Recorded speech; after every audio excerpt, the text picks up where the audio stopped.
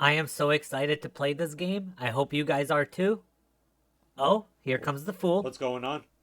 Expedition 33 released, and we're gonna play it. Today. Yes, today, and I'm excited. You mean right now? Yes, right now.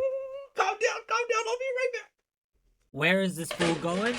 And what is that noise? Oh, I am ready, Monsieur, Madame. Are you ready for No. Cut that accent out. I. Okay, I get it. No accent, but. Oh, you like? I mean, you like the outfit? Yep, that's my cue. Bye. Okay. I'll see you. I'll see you later. You guys ready? I'm ready. Let's go.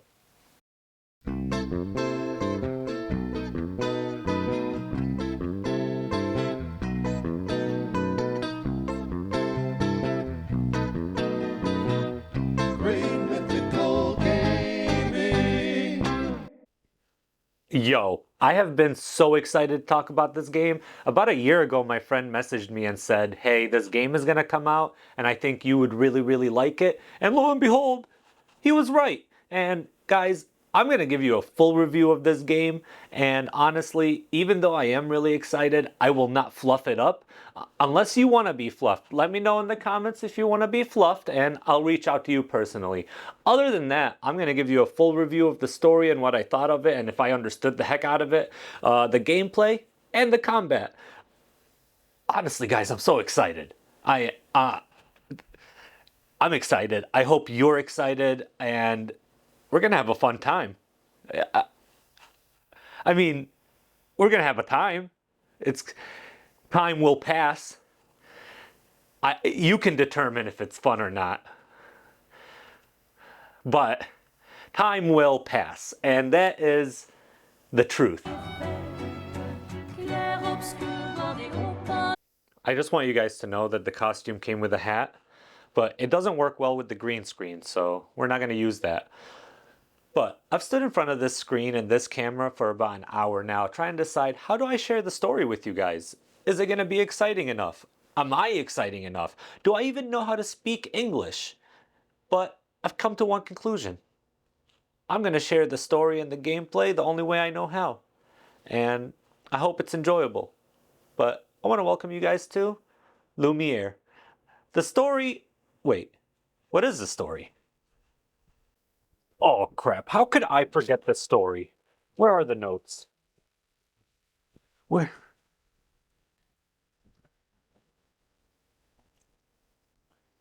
What am I gonna do? Do I make it up? Hey Siri, what's the story for Expedition 33? I found more than 4 flights. Could you be more specific? So you're saying I should run away? I didn't get that. Could you try again? I guess we'll wing it. Expedition 33. This is one of the coolest premises for a story in a video game that I've ever paid attention to. And that's a big point. Paid attention to. I normally don't, but that's what I like about this YouTube channel. It actually makes me pay attention to the stories and watch every cutscene. So thank you guys. But this is one of the coolest stories. There's basically a tree that has a number on it, and it goes down by one every year. And if you're the age of the number, poof, you disappear Thanos style. I wish you would disappear Thanos style. You just say that and leave. It's very pretty, to be honest, and sad. But with this, there's an expedition every year where basically the people that are a year younger than the time on the tree decide, you know what, since I'm going to die next year, I'm going to go and try to stop this. And they never succeed. And guess what? It's Expedition 33's time. And that's where Gustav, Verso, Sayel, Lune, Mael, and Monoko. I worked really hard on that. Male. Okay, try again. Male. That's not the name I'm giving you. Mael.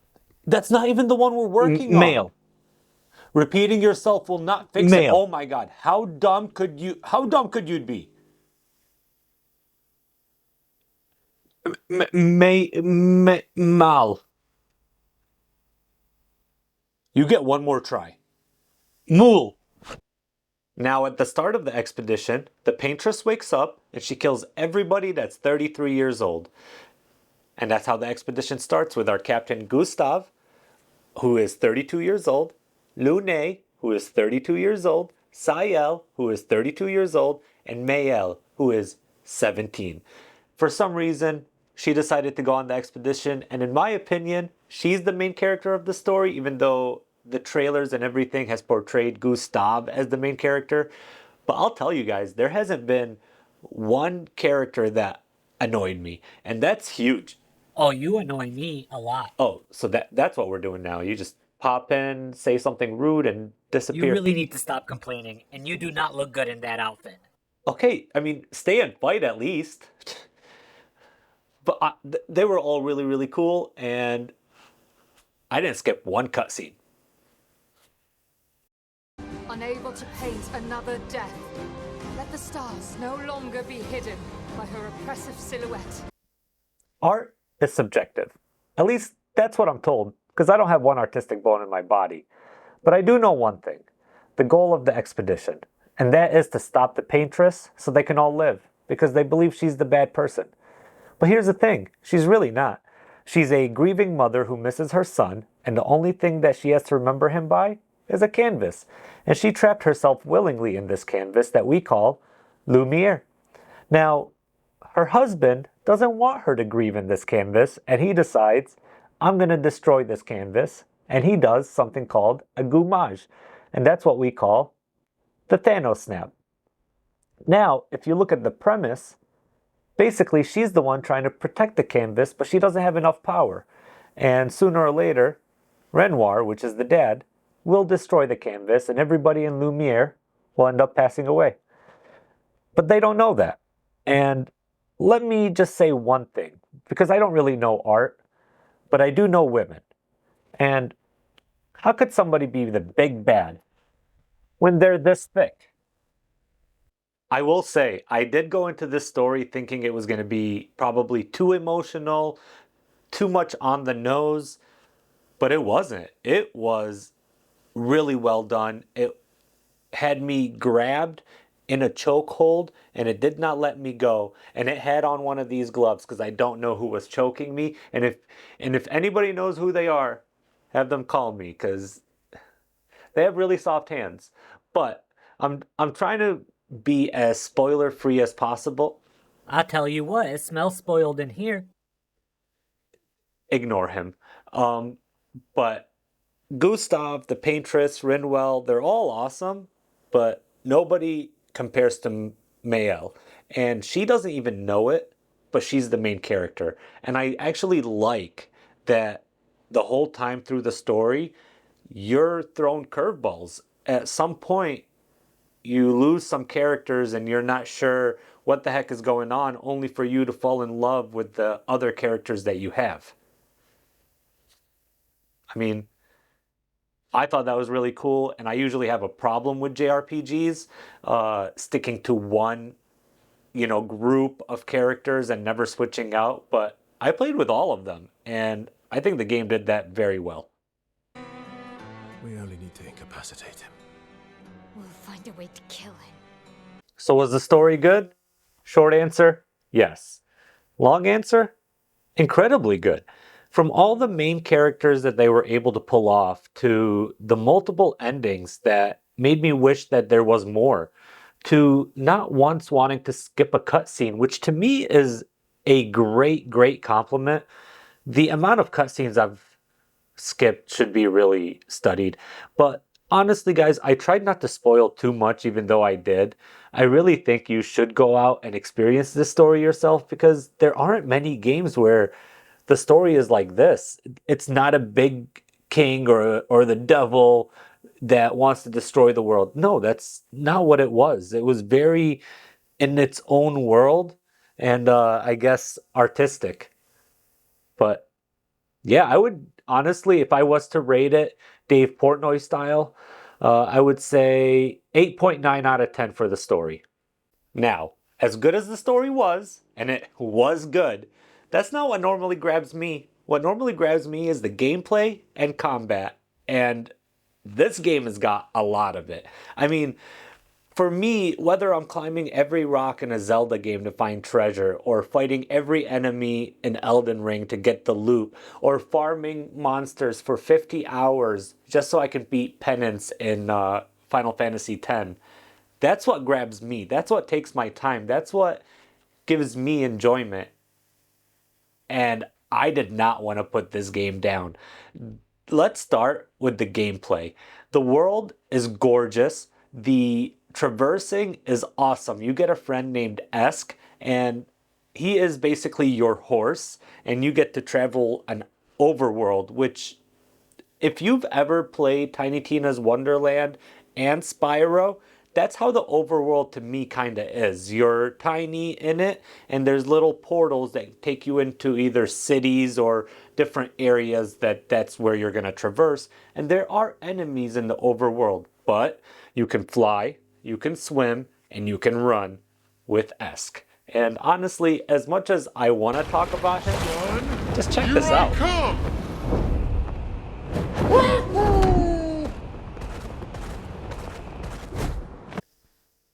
Let's get something straight.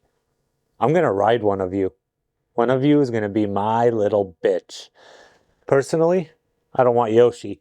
He's been ridden way too many times. He's out.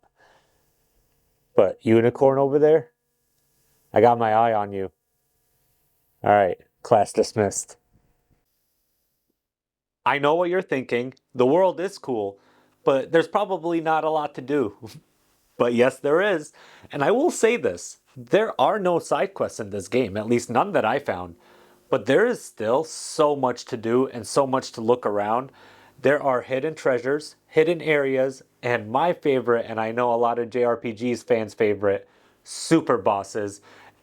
I don't like to brag. I am 100% humble. But from somebody that's beaten Penance, I love me a super boss. I love knowing that I can spend hours doing stuff that has nothing to do with the main story, and I'm going to enjoy myself. I have over 50 hours in this game right now, and I still have yet to see everything. And I'm gonna spend all the time that I possibly can. And this is in a game that's under $60 in a world where Nintendo is charging an arm and a leg and I think your next baby. Here comes the money. But that's in the contract, the fine print. We all agree to it. No argument there. But there really is a lot to do. And the super bosses were cooler than anything else. And I'll tell you, I had a notebook talking about in this area couldn't beat. So that way I could go back and get them. But that list is bigger than I'd like to admit. But man, there was a lot to do. But if there is a lot to do, is the combat fun? And boy, well, that's what we're going to talk about next. Oh boy, the combat. Wait, there's more? I'm so tired. This, and then we're done. Oh, okay, bye. All right, guys, let's get through the stuff you guys want to know. There are stats. There's a skill tree. There are a lot of weapons for each character. I mean, a lot, because they all use their own weapons. And I think I counted on average 20 per character, except for Monaco. There are trinkets. They call them pictos, that basically upgrade your stats, and you can make them permanent. If you fight 4 battles with them, they are permanent, and you can share that stat with everybody else. Every character has something called Luminia, and that means that they can actually take those pictos and use them on top of the trinkets that they have. So that way they can have multiple buffs / debuffs. Like one of them would kill me as soon as I started a battle. It's a lot of fun to play with. There are so many strategies. I didn't even look up a meta build, and when I tell you I was roasting people, I was doing 9,999 damage on almost every attack. After you beat the game, you do get a trinket that allows you to do more than that. But it's fun. I mean, from the real-time timing of attacks to the parries, some of the combat really felt like I was in a Dark Souls match. I was stressing, parrying, and dodging everything, and still couldn't get anywhere. But I will say, counters was literally the thing that did the most damage. And if you care about actually paying attention to the battles, this is the game for you, because I purposely played Dragon Quest III before I played this game, because it's been a while since I've played a regular JRPG, so I figured let me give it a try. And as enjoyable as it was, I found myself speeding up the battles so that way I can just get through them and level up. With this game, leveling up didn't feel like a grind. Literally after a few battles, you're like, whoa, what the heck? I'm level 50. The skills and the movesets, they're so cool, and there's so many of them. You can respec as many times as you want, to be honest. And it's cool, right? Other than that, it's been on the screen the whole time, so, you know, it's showing you everything else. Oh, and there's a campsite. Campsite's really, really cool. Wait, there's more? I know, but I forgot about the campsite. Oh my god, just Okay, hurry up. The campsite is really cool. To me, it's kind of like the Boulder's Gate campsite, except you don't get to Nook with other people.